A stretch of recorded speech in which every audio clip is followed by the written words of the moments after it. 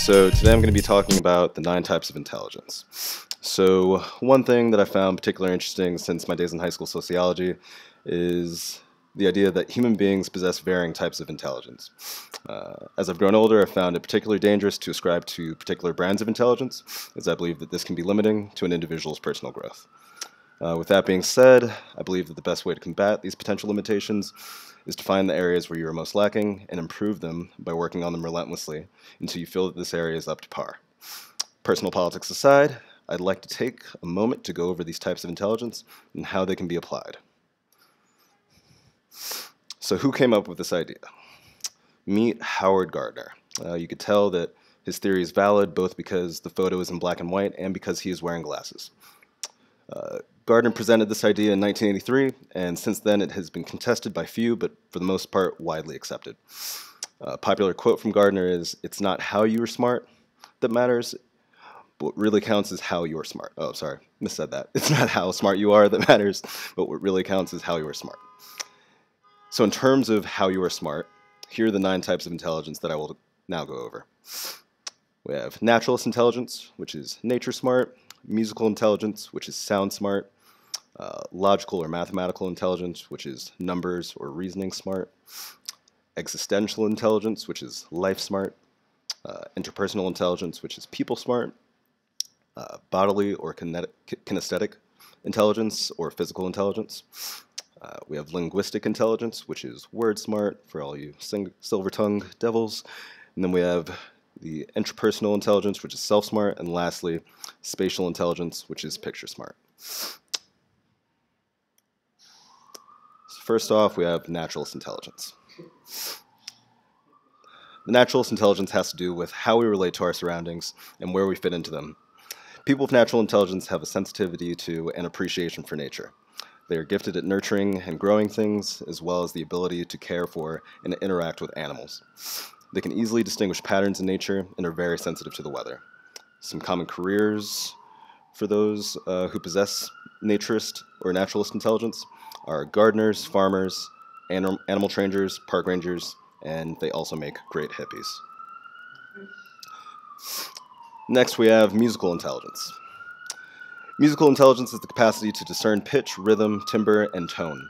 This intelligence enables us to recognize, create, reproduce, and reflect on music, as demonstrated by composers, conductors, musicians, vocalists, and sensitive listeners. Interestingly, there is often an effective connection between music and the emotions, and mathematical and musical intelligence may share common thinking processes. People with this kind of intelligence are usually singing or drumming to themselves.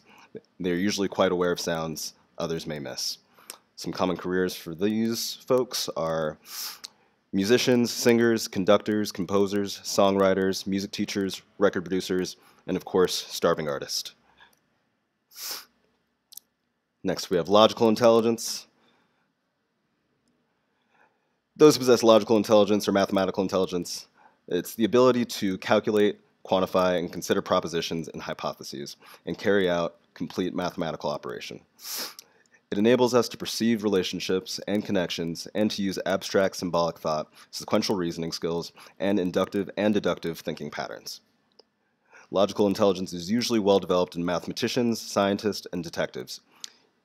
People with lots of logical intelligence are interested in patterns, categories, and relationships.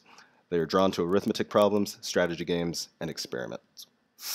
Some common careers for these folks are scientists, mathematicians, lawyers, doctors, accountants, bookkeepers, computer programmers, wink wink, researchers, and financial planners.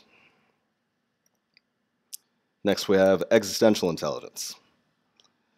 Those who possess existential intelligence are very sensitive, they have sensitivity and capacity to tackle deep questions about human existence, such as the meaning of life, why do we die, and how do we get here. Some common careers include the Dalai Lama and the guy that no one wants to talk to at a party ever.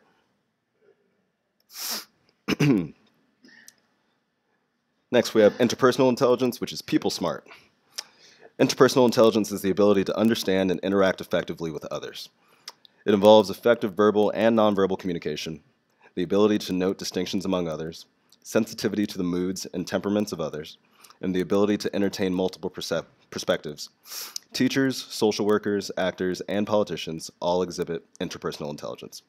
People with this kind of intelligence are leaders among their peers, are good at communicating, and seem to understand others' feelings and motives. Some common careers for these folks are diplomats, leaders, managers, politicians, social workers, and sales representatives. Next up, we have bodily or kinesthetic intelligence. Body or kinesthetic intelligence is the capacity to manipulate objects and use a variety of physical skills. This intelligence also involves a sense of timing and the perfection of skills through mind and body. Athletes, dancers, surgeons, and craftspeople exhibit well-developed kinesthetic intelligence. And this guy is just an absolute freak of nature.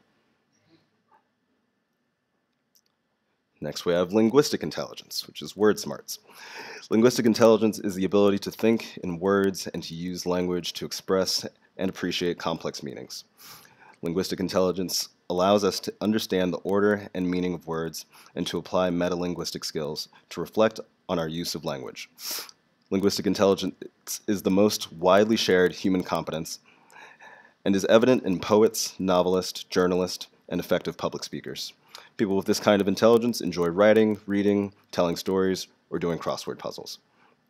Some common characteristics of those who possess linguistic intelligence are that they notice grammatical mistakes, often speak of what they have read, they like to use fancy words, they love word games, they cherish their book collection, they easily remember quotes and famous sayings, they like puns and rhymes, they enjoy writing, they enjoy foreign language, and they've always enjoyed English class.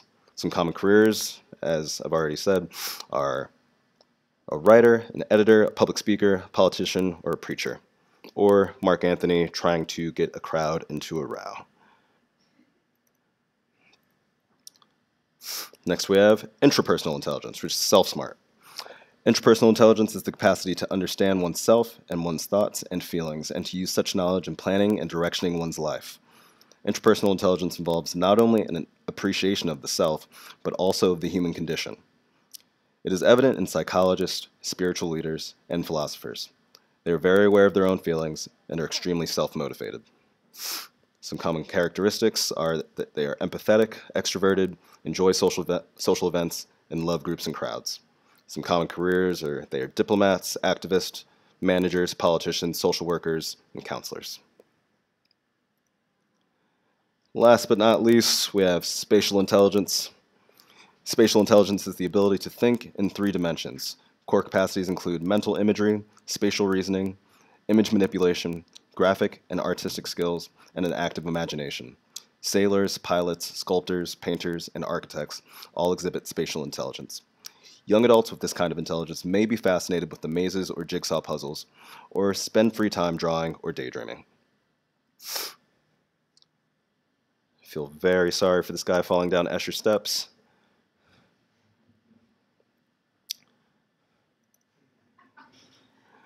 So lastly, why is this important? Gardner says that these differences challenge an educational system that assumes that everyone can learn the same materials in the same way, and that a uniform universal measure suffices to test student learning. Indeed, as currently constituted, our educational system is heavily biased towards linguistic modes of instruction and assessment, and to a somewhat lesser degree toward logical quantitative modes as well. Gardner argues that a contrasting set of assumptions is more likely to be educationally effective. Students learn in ways that are identifiably distinctive. The broad spectrum of students, and perhaps the society as a whole, would be better served if disciplines could be presented in a number of ways and learning could be assessed through a variety of means. As the famous quote by Albert Einstein goes, if you judge a fish by its ability to climb a tree, it'll spend its entire life thinking that it's an idiot. On a personal note, I believe that the ability to identify these languages is a great tool for one's personal growth. Taking a step back to identify your strongest and weakest competencies is one of the greatest obstacles when it comes to growth.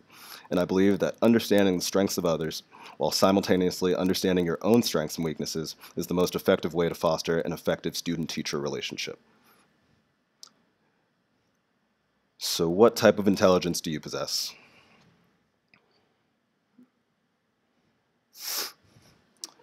I hope that you found my talk just as interesting as my gifts, and that you were able to gain something meaningful. Here's the book if you're interested. What was that last gift?